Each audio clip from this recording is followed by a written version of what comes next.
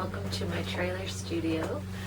I created this trailer this past year to use as my creative space, and I've been wanting to do some teaching as well. So this is a way to incorporate my trailer with my interest in teaching others how to make art.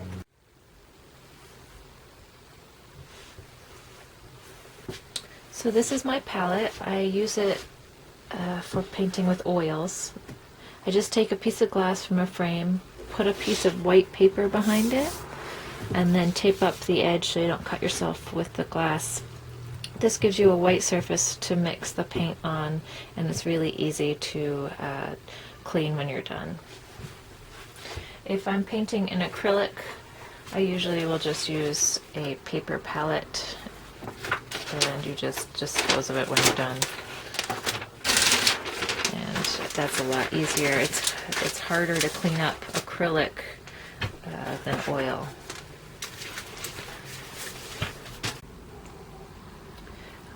When I'm painting, I decide which colors I'm going to use and put them in a rainbow order. It's easier at this point to see what range I have. I chose these colors specifically so that I'd have a few warm and cool tones of each type of color. Naples is a color that has a little browner tone that I like. This is the piece that the photograph that I'm using as a source material, and the sand. I thought that would be a good color to use. Just having a few different types of greens for a little variation, and since there's a lot of blue in the photo, I thought that having a bunch of different types of blue to work from would be interesting. I have a few different whites, one a little cooler than the other, and a few different browns.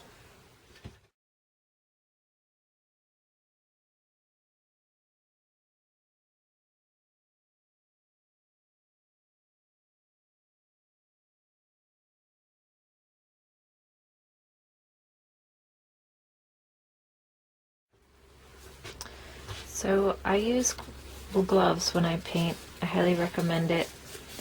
It's better for your health to protect yourself from what's in the oils.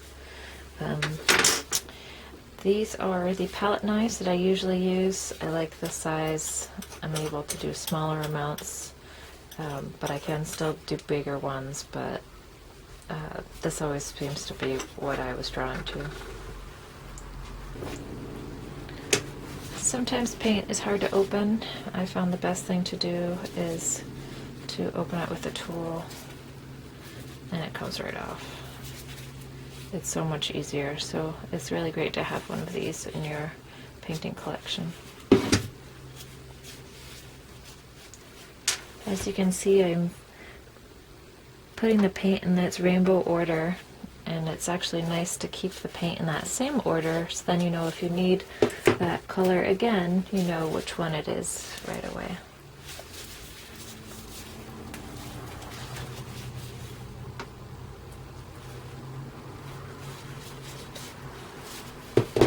And when you're first starting out with oil painting, you can get cheaper brands. I just was lucky enough to work in an art supply store and got a really great deal. So I do have some nicer colors here, but you can do some really great things with cheaper brands, student grade.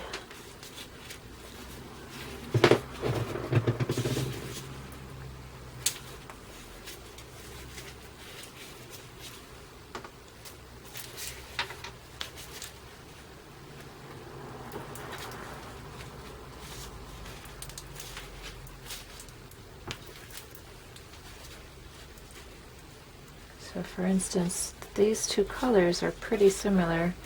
Utrecht is a cheaper color, a cheaper company, and Old Holland is a more expensive company, but the colors look pretty similar.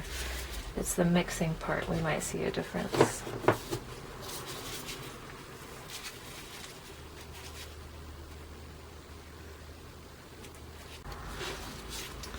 I really love the transparent collection. I usually start off a painting doing an underpainting using transparent earth orange in raw umber, and it does a really great job of creating tones right from the start to work from.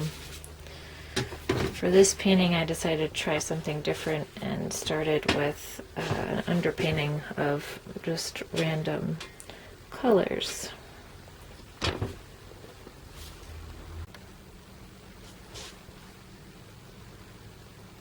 So this is how I set up my palette from the start. I've got my two whites, a zinc and a titanium.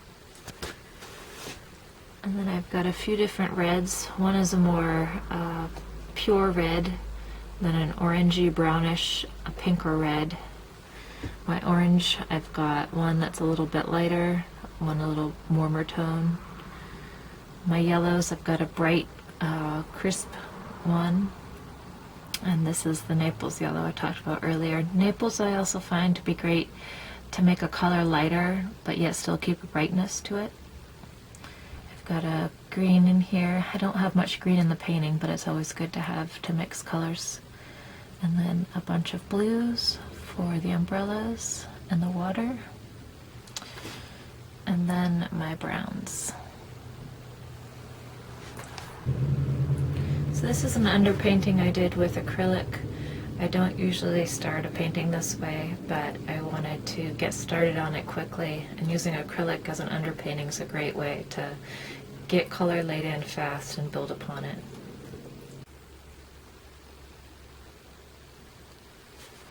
When I first start painting, I usually always start off with some white. I know that I'm going to be using it to probably tone down a color. And since I've got a large amount of sand that I need to come up with, I'll probably start making colors for that. So I'll start off with the yellow, Naples yellow. And so see, that's pretty bright. So I'll go in and add a blue to tint it out.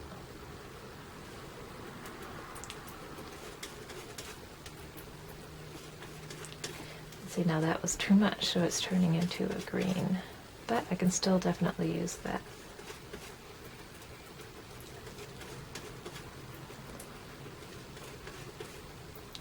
What I like to do is make piles of certain areas of colors that I'll be using. So leave that, add more.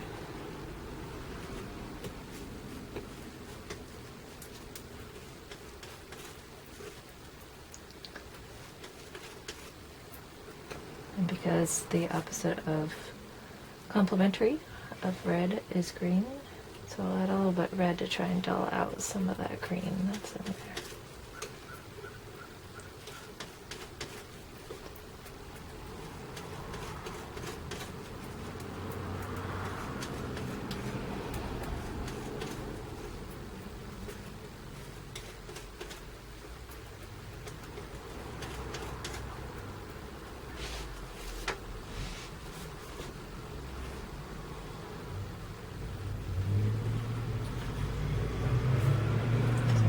White. I can get another variation of this in the lighter tone. I like to use the same color and mix it a lot, but different tones, because you can get some nice vibrations with the color.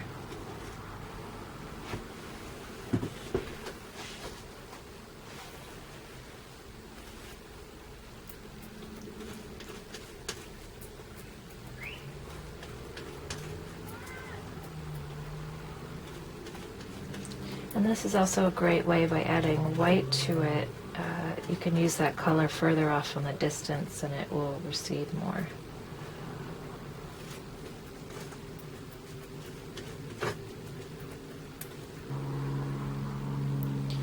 Now there is a lot of shadow in the sand, so I have to also come up with a cool version of the sand with blue. So it helps to start with the colors I was mixing for the sand and then add darker tones. So that would probably be in the shadow area that's a little too dark for the sand. So I'll add some Naples yellow and white.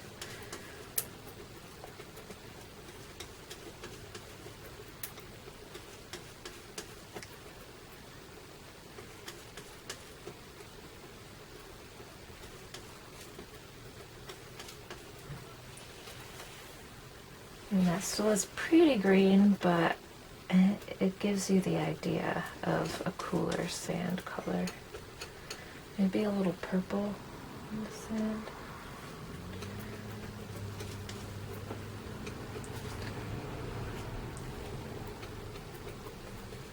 That adds a little bit of warmer tone to the shadow, especially in a hot summer Italian day.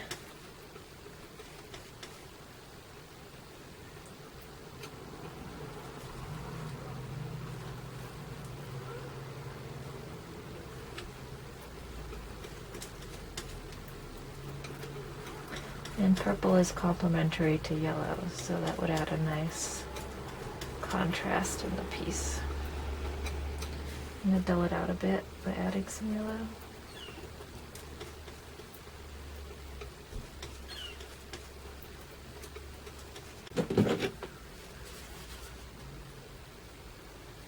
So at this point I've mixed a bunch of the colors already. I've used all that white that I already have, so I'm adding more.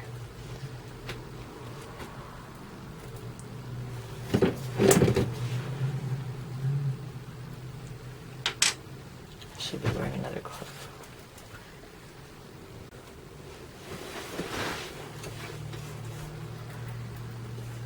When mixing whites, you always want to mix a few variations that aren't completely white. You want a little bit of blue or yellow in it so that when the actual white is actually next to it, it really pops. Otherwise, it can look really dull. And so I like to do a few different types of really light white blues. So this here is for the ocean part. And so I just mix in the same area because then you get those colors from before, but then by adding just a little bit of a different color, it changes it just a bit.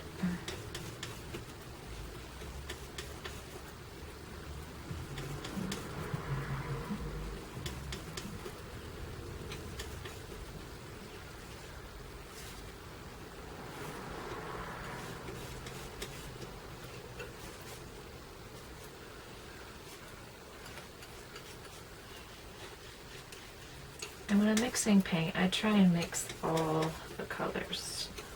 I just get to the point where I either have to put more paint down or stop.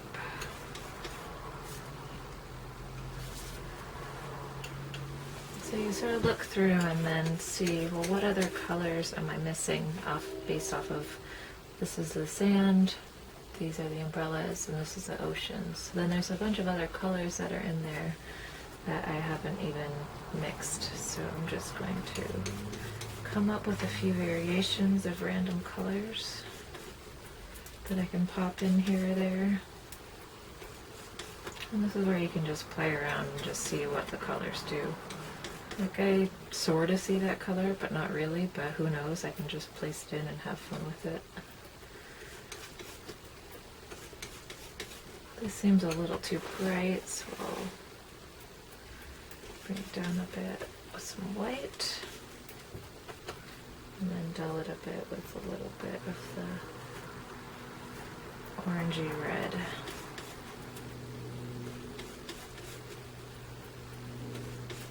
I might never use these colors, but it's better to have a wider range of colors to start with, because you're more apt to use it while you're actually painting than if you were painting already and then wanting to come up with a color. It's sometimes doesn't happen.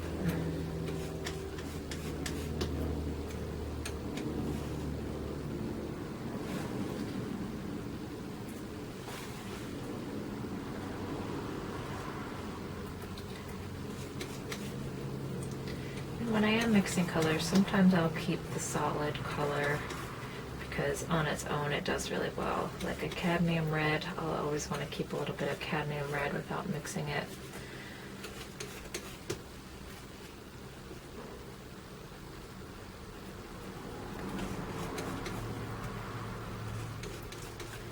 mixing pretty bright colors because this is the Italian seaside and it's pretty bright and colorful, so I want that to be reflected in the color as well.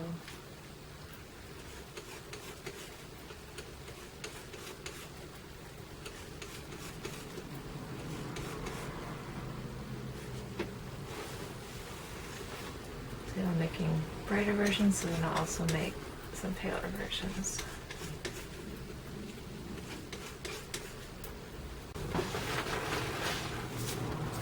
So I just realized that I haven't mixed a bunch of browns, I think because I'm used to starting off with already a brown palette,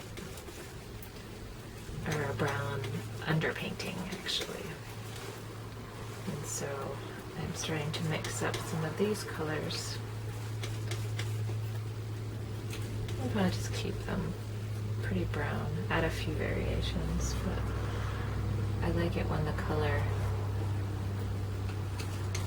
is interesting without having to just use as a brown. And mix chromes. There's my darkest blue painting. So I wiped off my palette knife and put down a separate area of white so that I can mix up a little bit of the warmer whites. Because at this point, if I put it there, it would get all of the colors that were there.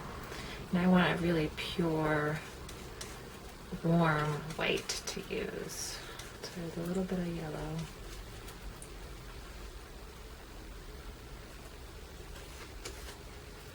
So I'm going to add a little bit more.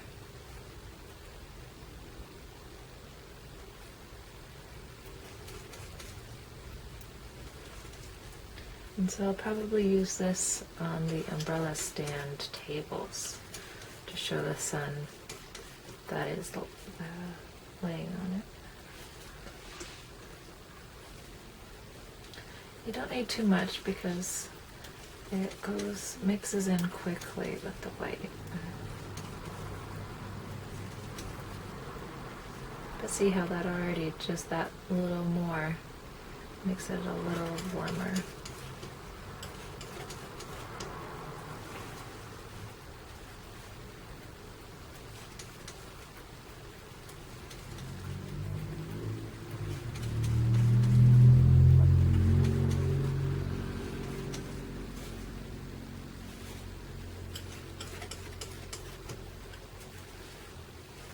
Then basically I'll just get whatever's there and it'll include those random scraps of color, and I'll do like a gray white as well. This will be good for the water, the waves. Let's try this one.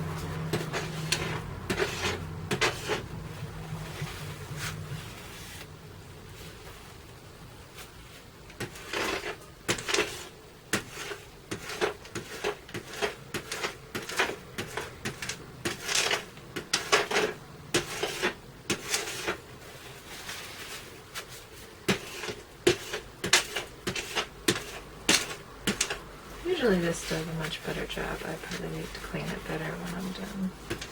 But that's what's nice about using a glass palette, is that it scrapes off really easily. So now if I need to go back in and mix a specific color while I'm painting, it's a fresh start and I can be more specific about what the color is versus just using what was already there to start with.